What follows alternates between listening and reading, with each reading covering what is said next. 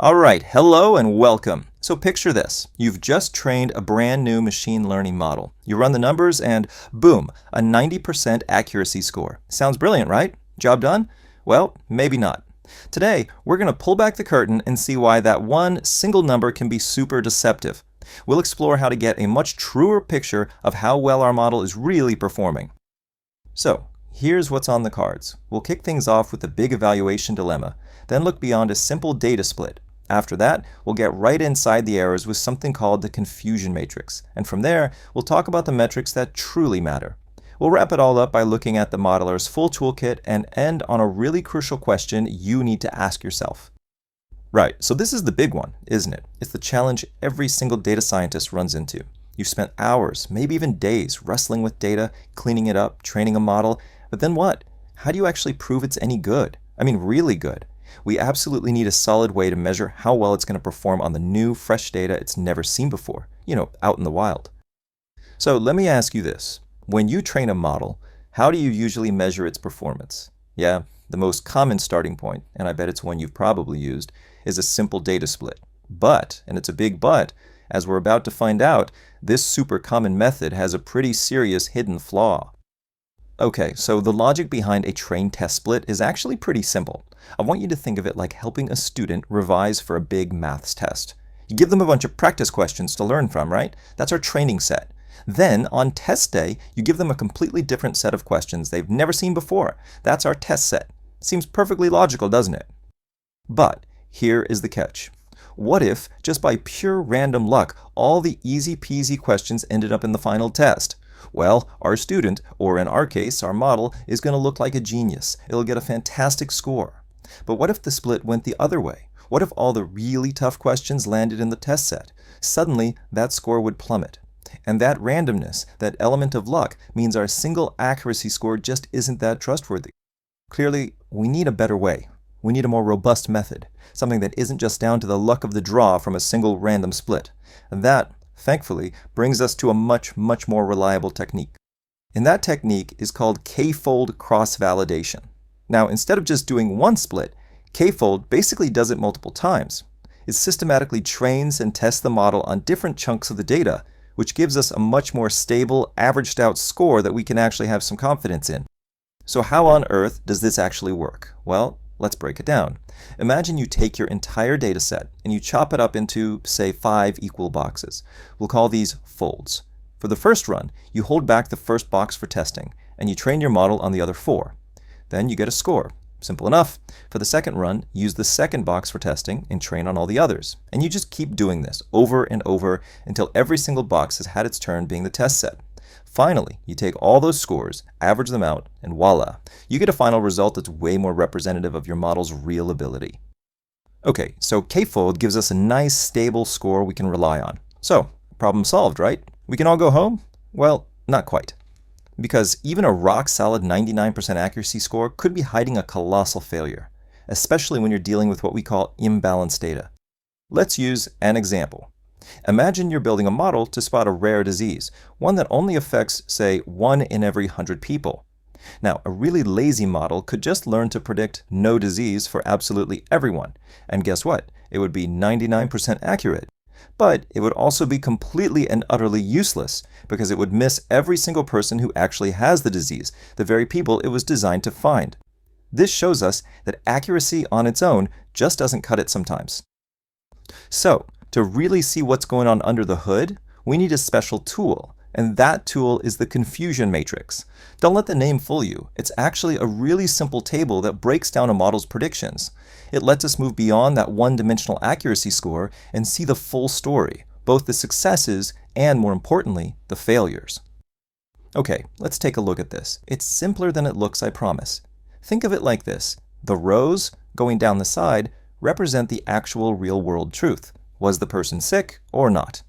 The columns, going across the top, represent what our model predicted. This simple grid gives us 4 boxes, and it lets us sort every single one of our model's predictions into one of these 4 possible outcomes.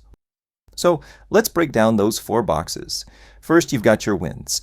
A true positive is when the model correctly predicts yes. A true negative is when it correctly predicts no. Simple, right? Those are the times our model got it spot on. But the errors, that's where things get really interesting. A false positive is when the model says yes, but it was wrong. Think of it as a false alarm. And then there's the false negative. This is when the model says no, but the real answer was actually yes. This is a miss. And sometimes it's a very dangerous one. Right, now that we have this framework, we can sort every single prediction into one of these 4 boxes. This means we can finally move past just looking at a single accuracy score. With these 4 numbers, the counts in each box, we can calculate some really powerful new metrics that give us a much richer understanding of how our model is actually behaving. So let's start with the one we already know, accuracy. It's just all the correct predictions, that's your true positives plus your true negatives, divided by the total number of predictions. And as we've said, it's a decent starting point, but it's rarely the full picture. Next up is precision. Precision asks a really specific question. Out of all the times the model shouted positive, how many of those times was it actually right? So a high precision score means that when our model gives you a yes, you can really trust it. This is absolutely vital in situations where a false positive, a false alarm, would be very costly. Then we have recall. This asks a different but equally important question. Of all the things that were actually positive in the real world, how many did our model manage to find? A high recall score means our model is fantastic at catching all the positive cases. It doesn't let things slip through the net. And this is crucial when the cost of a false negative, missing something important, is high. And this brings us to this classic trade-off, because you often can't have perfect precision and perfect recall. You have to choose. Think about spam email filters. You'd prioritize precision, right? You'd much rather one spam email slip into your inbox than have an important job offer get lost in the spam folder. The cost of a false positive is high. But for medical screening, it's the complete opposite. You'd prioritize recall. You'd rather have 100 false alarms that require more tests than miss one single genuine case of a serious disease. The cost of a false negative is unthinkable. So, what if you need a good balance of both? What if you can't strongly prioritize one over the other? Well, that's where the Eth1 score comes in. It's a clever little metric called a harmonic mean, which basically just combines precision and recall into a single number. It's incredibly useful for comparing models, especially when you're working with those imbalanced data sets we talked about earlier. Okay, so how do we actually put all these pieces together in the real world? It's actually quite elegant. We use k-fold cross-validation to get stable, reliable measurements, and we use the confusion matrix to make sure we're measuring the right thing for our specific problem. And here's a perfect example of what that looks like. We've tested 3 different models using 3-fold cross-validation. And here's the crucial bit. The score we're averaging doesn't have to be just accuracy. Depending on our problem, we could be comparing their average recall or their average F1 score. But just looking at this example with average accuracy, you can see that the logistic regression and random forest models are doing pretty well, while the SVM is, well, it's struggling. The random forest model just edges it out, making it our best candidate to explore further. And this really brings us to the absolute heart of the matter when it comes to model evaluation. You see, it's not just about chasing the highest score. It's about deeply understanding the context of your problem and, crucially, the real-world consequences of your model's mistakes. So, let's sum it all up. K-fold cross-validation gives you a performance score that you can actually trust. The confusion matrix then tells you what that score really means in practice. Together, they are an absolutely essential part of any modeler's toolkit, helping you build models that aren't just accurate but are genuinely effective and responsible. And so, that's the final crucial question I want to leave you with. For whatever project you're working on, you have to ask, which is worse, a false positive or a false negative? Because at the end of the day, the best model isn't always the one with the flashiest accuracy score. It's the one that makes the kinds of errors you can afford to live with.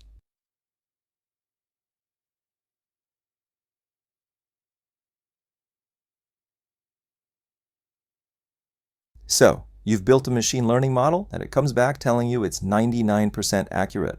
Brilliant, right? You're probably thinking, job done, let's pop the champagne. But what if I told you that a 99% accurate model could be completely useless, or even worse, actually dangerous? Today, we're going to lift the lid on model performance and really get to the bottom of what's going on. We're going to learn how to spot when a model is, well, lying to you using an absolutely fantastic tool called the confusion matrix. Okay, so here's the game plan. First, we're going to completely shatter what I call the accuracy illusion. Then, I'll introduce you to your new best friend for this job, the confusion matrix. From there, we'll get into the really meaty stuff, the constant battle between 2 things called precision and recall. We'll figure out how to find a balance between them, and then finally, we'll see how this all comes together so you can pick the best model in the real world. Let's get into it. Right then, Section 1. Let's jump straight in and tackle the biggest, most common trap in machine learning performance. It's time to challenge that idea that a big, shiny accuracy score means your model is actually any good. So let me just ask you straight up, can 99% accuracy ever be a bad thing? I mean, it sounds crazy, doesn't it? But the answer, believe it or not, is a massive yes. And this is especially true when you're dealing with something super common in data science called class imbalance. Right, have a look at this because it nails the problem perfectly. Let's say we're building a model to spot a very rare disease. It only affects 10 people out of 1,000. So 990 people are healthy. Now you could build a really lazy, a completely useless model that just predicts no disease every single time for every single person. So what's its accuracy? Well, it gets the 990 healthy people right out of 1,000 total. That's 99% accuracy. And yet it has completely failed at its only important job, finding the 10 people who are actually sick. It's learned absolutely nothing. So here's the crucial takeaway. Accuracy can be a total vanity metric. It looks fantastic on paper, but it can hide some really serious problems. When you've got these imbalanced situations, think fraud detection or spotting tiny defects on a factory line, accuracy on its own just doesn't cut it. We need something better, a tool that shows us what's really going on. And that tool, my friends, is the confusion matrix. Honestly, it's just a simple little table, but it is so powerful. It doesn't just tell us if the model was right or wrong, it tells us how it was right and, more importantly, how it was wrong. This is where we get to the truth behind the numbers. Okay, let's build this thing up piece by piece. The first and happiest outcome is what we call a true positive. So, let's say we're trying to find pictures of dogs. A true positive is when the picture is actually a dog, and our model looks at it and correctly says, yep, that's a dog. Easy. It's a correct, positive prediction. A win for us. On the flip side, we have the other type of correct prediction, a true negative. This is when the picture is not a dog. Maybe it's a cat, and our model correctly says, nope, not a dog. Another correct prediction, this time a negative one. Both true positives and true negatives are the model getting it right. They're what make our accuracy score go up. Now this is where things get interesting, the mistakes. First up, a false positive. This is when the model gets a bit overexcited. It sees a picture of a cat, but it shouts, dog! The prediction was positive for dog, but that prediction was false. This is also known as a type 1 error. Basically, the model is seeing things that aren't really there. And then there's the other kind of error, a false negative. And honestly, this is often the one you really need to worry about. This is when there's a picture of a dog, but our model completely misses it and says, not a dog. The prediction was negative, but that was false. This is a type 2 error, and it's a big deal. It means our model has failed to spot something it was supposed to find. And voila! Here's how it all fits together in this brilliant little grid. It's a simple 2x2 table. The rows show you what was actually true, and the columns show you what the model thought was true. That diagonal line from top left to bottom right, those are your correct predictions, the true positives and true negatives. The other diagonal, those are your mistakes, your false positives and false negatives. In one single view, you can see exactly where your model is a genius and where it's, well, confused. So now that we can actually see our mistakes laid out so clearly, we have to ask a really important question. Are all errors created equal? And the answer is almost always a hard no. This brings us to two of the most critical metrics out there, precision and recall, and the constant tug of war between them. Just stop and think about this for a second. If you're building a model to detect cancer, a false positive means a healthy person gets told they might be sick. That's scary. It means more tests, more stress, but you'll eventually find out it was a false alarm. But a false negative? That means someone who does have cancer is told they're fine. They go home, the disease gets worse, and the consequences could be absolutely devastating. You see, in this case, one type of error is way, way worse than the other. The context is everything. And that is exactly what precision and recall help us measure. Precision is all about this question. Of all the times my model cried wolf, how often was there actually a wolf? It's focused on minimizing those false positives. This is super important for something like your email spam filter. You really don't want an important job offer getting thrown in the spam folder by mistake. Recall, though, asks something totally different. It asks, of all the wolves that were actually out there, how many did my model manage to catch? It's focused on minimizing false negatives. This is what you care about in that cancer detection model. You want to find every single tumor, even if it means you get a few false alarms. You want high recall. So you've got this constant push and pull. If you make a model super precise, you'll often find its recall drops. And if you crank up the recall, your precision might suffer. You can't always have it all. So, how do we find that sweet spot? How do we boil it down to a single score? Well, say hello to the F1 score. It's the harmonic mean of precision and recall. Now, that sounds a bit technical, but all you need to know is this. Unlike a simple average, the harmonic mean really hates extreme values. So if you have amazing precision but terrible recall, your F1 score will be rubbish. To get a high F1 score, your model has to be good at both. It has to have good precision and good recall, which makes it a fantastic single number to judge a model by, especially on those tricky, imbalanced datasets we saw earlier. Okay, we're getting pretty sophisticated now, but we can go one level deeper. You see, most models don't just spit out a final answer like dog or not a dog. They give you a probability, something like, I'm 90% sure this is a dog, and then we have to decide on a cutoff point, a threshold. We might say anything over 50% counts, but is 50% always the best choice? To judge how good our model is across all possible thresholds, we need an even more powerful tool. And that tool is the ROC curve. It stands for Receiver Operating Characteristic, which sounds super complicated, I know, but the idea is actually dead simple. Imagine we're plotting points on a graph. On the up and down axis, we plot the true positive rate, which you'll remember is just a fancy name for recall. On the side-to-side axis, we plot the false positive rate. So we're basically asking, how many real dogs can I find for the cost of accidentally calling some cats dogs? We check this for every possible threshold, 99%, 98%, 97%, and so on. We plot a point for each one, and when we connect the dots, we get our curve. Now, looking at a squiggly line is fine, but what we really love is a single number, right? That's where AUC, or area under the curve, comes in. It literally measures the total area underneath that ROC curve and squashes it into one number.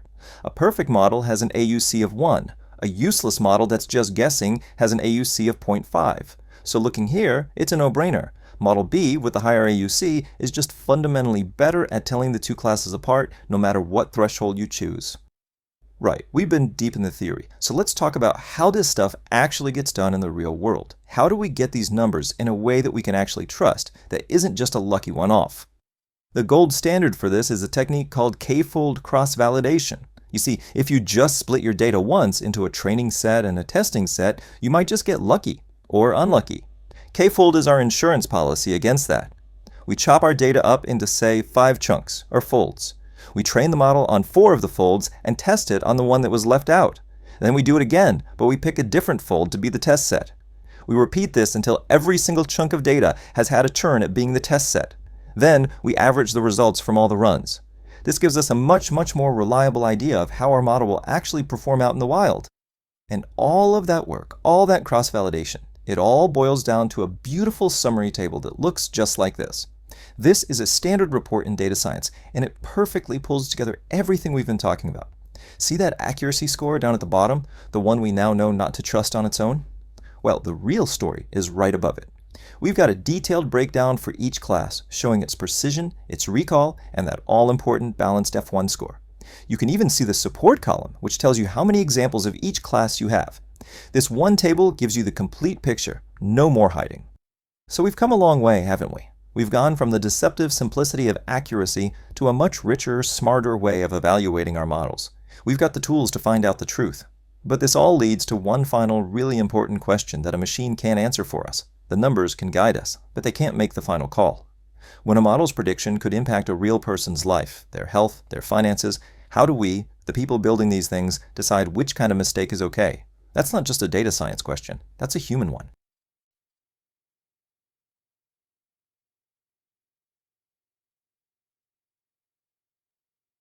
Alright, let's talk about AI. Have you ever seen some new model that claims these incredible, mind-blowing results, and you've thought to yourself, yeah, but can I actually trust that number? Well, today we're going to pull back the curtain and find out how you really measure an AI's performance, getting past those flashy headlines to what truly matters. So, you see a number like this pop up. 99% accuracy. And wow, that looks fantastic, doesn't it? I mean, it suggests a model that's pretty much perfect. One that gets it right almost every single time. It's the kind of score that gets investors and tech blogs very, very excited. But here's the kicker. What if I told you that a model with 99% accuracy could be completely, utterly useless? Just imagine, right? You're trying to detect a very rare disease that only affects, say, 1% of the population. A really lazy model could just predict no disease for everyone. And you know what? It'd be correct 99% of the time. But it would fail at its one single crucial job, finding the people who are actually sick. And this is exactly where a simple accuracy score can be so dangerously misleading. So to get the real story, we need a better tool. And that tool is called the confusion matrix.